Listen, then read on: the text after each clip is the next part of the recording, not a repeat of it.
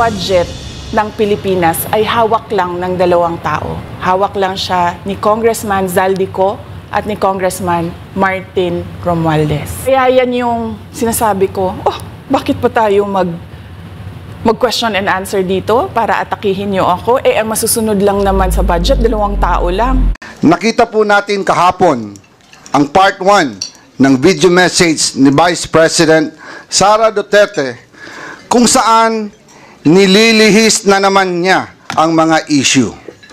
Talaga pong tatak Duterte na yata ang pambubudol.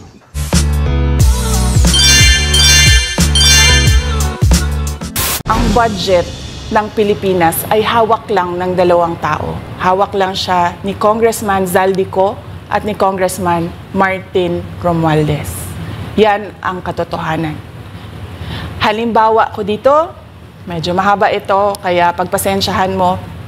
Ang halimbawa ko dito, sa DepEd muna tayo.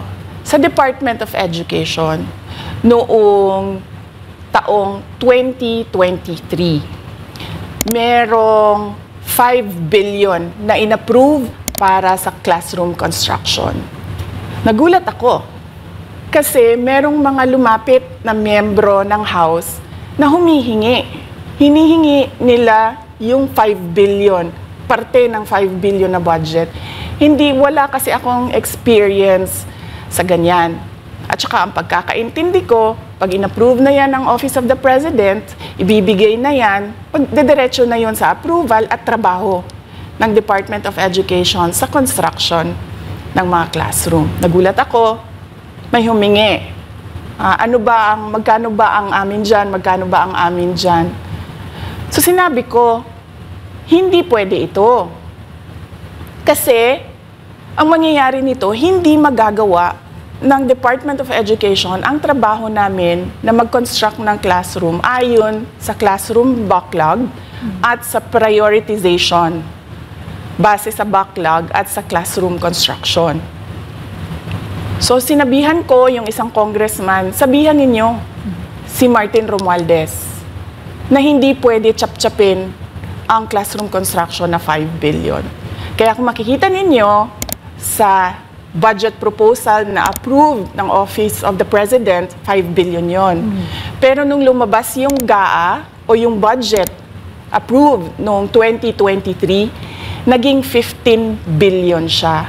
Dahil hindi nga ako pumayag na kunin yung 5 billion, dinagdagan nila ng 10 billion yung classroom construction ng Department of Education. Yung 10 billion na yon hindi kontrolado ng Department of Education.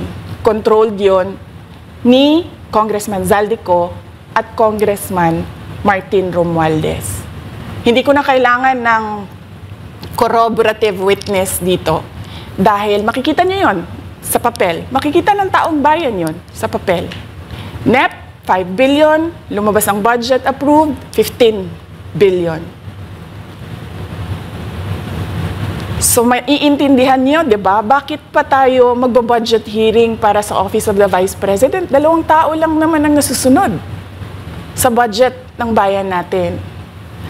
Halimbawa, taong 2024.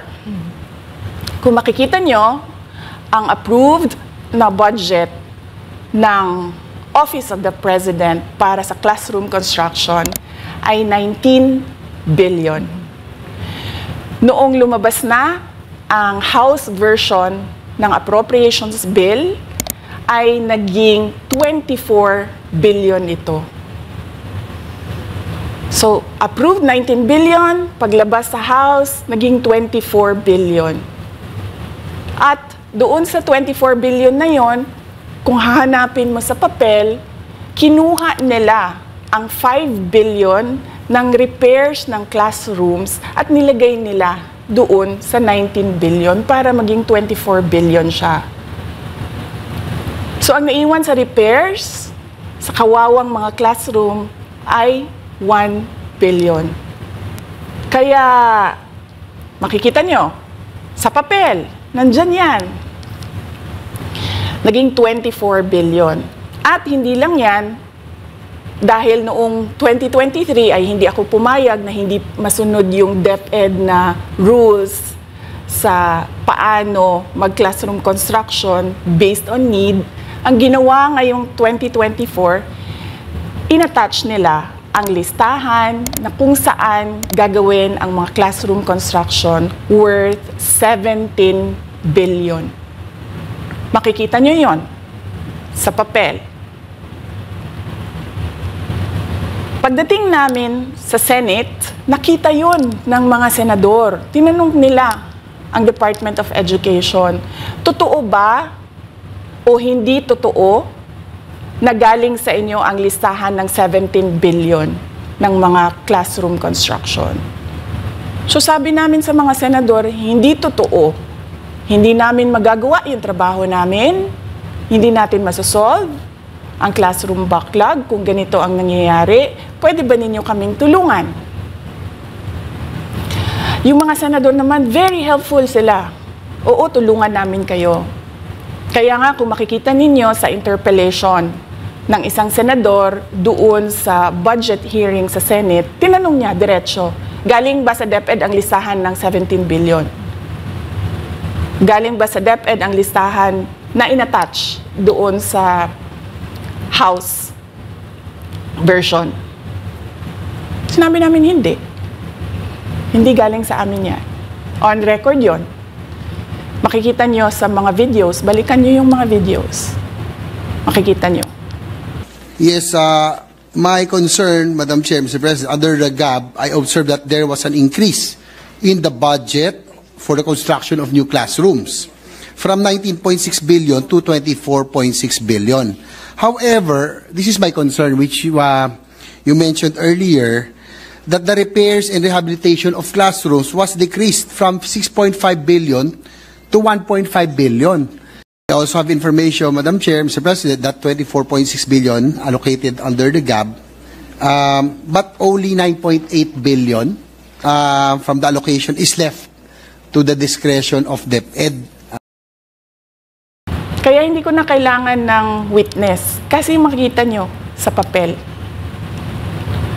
Tapos dumating ang BICAM, walang nangyari dahil ang nasusunod doon ay si Congressman Zaldico at si Congressman Martin Romualdez. Kaya nandun pa rin naka-attach yung 17 billion na ginawang listahan ni Co at ni Romualdez. In fact, balik lang ako konti sa'yo ha. Kahit yung mga congressman, nakikita nila yung problema ng ginawa nila na pag-attach ng listahan sa budget. Kasi doon sa basic education hearing noong May 2024 ng House of Representatives, merong isang congressman nagreklamo, bakit ang tagal ng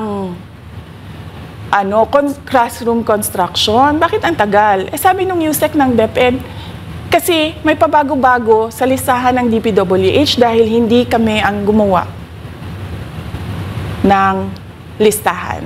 Yeah, Mr. Chair, with respect to the 17 billion in Annex A of the GAA, we are not privy on how the school sites were chosen. So, be it as it may. How is it chosen? I'm not privy to that, Mr. Chair. As, when the GAB came out, there was a 14.7 billion Annex A. Then when the committee, the GAA came out, from 14.7 it became 17 billion. So we are not privy to how the list was generated. So dagdag ko lang yan doon sa confirmation na kinuha nila yung budget ng DepEd at isa yan sa mga rason kung bakit ako nag-resign sa Department of Education. Hindi na ako papayag na sa susunod na taon, ganyan pa rin ang gawin nila at ako yung mananagot sa ginagawa nila. Kaya yan yung sinasabi ko, bakit pa tayo mag-question and answer dito para atakihin nyo ako? Eh, ang masusunod lang naman sa budget, 2 tao lang. Nakita po natin kahapon ang part 1 ng video message ni Vice President Sara Duterte kung saan nililihis na naman niya ang mga issue. Talaga pong tatak Duterte na yata ang pambubudol. Mula sa peking war on drugs, peking good governance, peking pagkontra sa korupsyon, at ngayon, peking sagot sa mga issue. Una, simpleng tao lang daw siya, pero mahigit 400 bodyguards. Siya lang po ang kaisa-isang Vice President sa kasaysayan ng Pilipinas na may ganon kadaming security. May sarili pang Vice Presidential Security Group. Never happened in the history of the Philippines. Nag-iisa nga siyang humarap sa pagdinig ng Committee on Appropriations, pero sangkaterba naman ang bodyguard sa labas ng conference room. Humiling pa ng pagkain para sa 100 gwardiya na dala-dala niya at hindi naman kinain. Hindi po ba't pang-iinsulto at pag-aaksaya ito ng resources ng gobyerno? Pangalawa, sinasabi niya hindi lang daw sanay ang ilang miyembro ng Kongreso na hindi makuha ang sagot na gusto nila. Karapatan at trabaho ng Kongreso ang pagbubusisi ng budget. Ang hindi niya pagsagot sa maayos na tanong at lalo pa ang hindi niya pagdalo sa hearing ngayon ay nagpapakita na kawalang respeto at paggalang sa mga kinatawan ng taong bayan. Hindi lang po kongresista ang winalanghiyan niya dito, kung hindi ang buong sambayanang Pilipinas. Tinatakpan niya ang hindi pagsagot sa tanong sa pamamagitan ng pag-iinsulto sa mga kongresista na ginawa lang naman ng kanilang mga trabaho. Gusto nila ang interbranch courtesy, pero siya mismo walang kortesiya sa Kongreso. Pangatlo, malinaw na pambubudol o panlilinlang sa mga Pilipino ang pagsasabi niyang kinikilala niya ang kapangyarihan ng Kongreso sa budget. Malinaw naman sa tao, live sa TV at internet, kung ano ang kanyang asal. Wala siyang sinagot ni isa man lang na tanong ng mga kongresista. Abogado pa naman siya, pero mukhang absent siya nung tinuro ang prinsipyo ng separation of powers at Kongreso bilang co-equal, kapantay ng sangay ng gobyerno ng ehekutibo. Batay sa ating representative democracy, ang mga kongresista ay binoto bilang kinatawan ng taong bayan. Kaya kapag ang isang kongresista ay nagtatanong sa paggamit ng budget, siya ay nagtatanong hindi lang bilang individual, kundi bilang kinatawan ng Pilipinong bumoto sa kanya.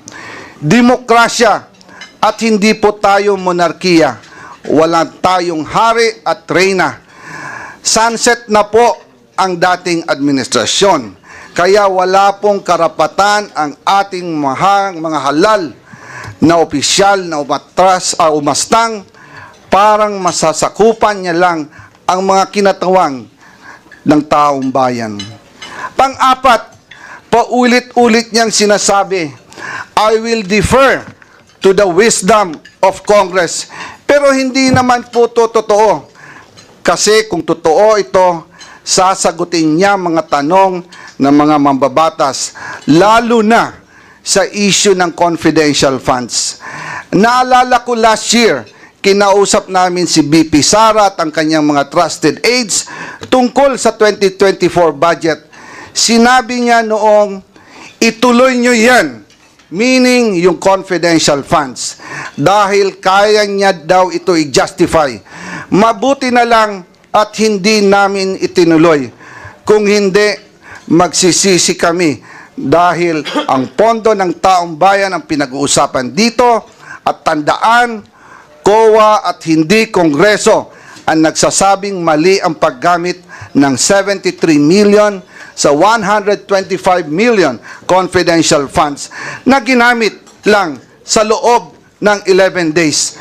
Talo pa po dito ang pondo ng Napoles Fund na gamit ng 60 days. Ito po, 11 days lang. And ngayon, bibigyan pa ba natin siya ng 2 billion na pang gagastos daw sa mahihirap? Ibigay po natin to sa tamang ahensya. Huwag po nating ayahan na waldasin na naman ang kahit pisong sintimo na dapat natin bantayan. Politika daw ang dahilan ng umano'y panggigipit sa kanya ng Kongreso. Nanunood kaya siya ng budget hearings? Nakikita niya kaya kung gaano kahaba at katagal ang pandinig at mga questions and answers na kinakaharap ng iba't ibang ahensya ng pamahalaan para i-justify ang kanilang budget? Why should the OBP be any different? Especially napakagaling magwaldas, maglakwatsa at mangurakot. Malinaw, diversionary tactic ang video message ni BP Sara. Tulad ng tatay niya, gusto niyang ilihis ang usapin sa tunay ng isyong kinakaharap niya. Ayaw niya kasing magpaliwanag.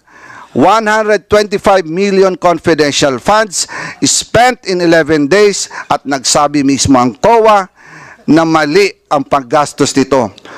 Kung bakit kulelat ang mga batang Pilipino sa math and science sa ilalim ng panunungkulan niya bilang DepEd Secretary.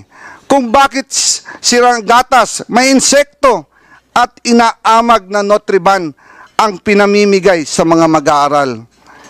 Kung bakit malala ang korupsyon sa DepEd at palpak ang kanyang panunungkulan dahil tamad at hindi siya pumapasok kahit minsan sa Department of Education.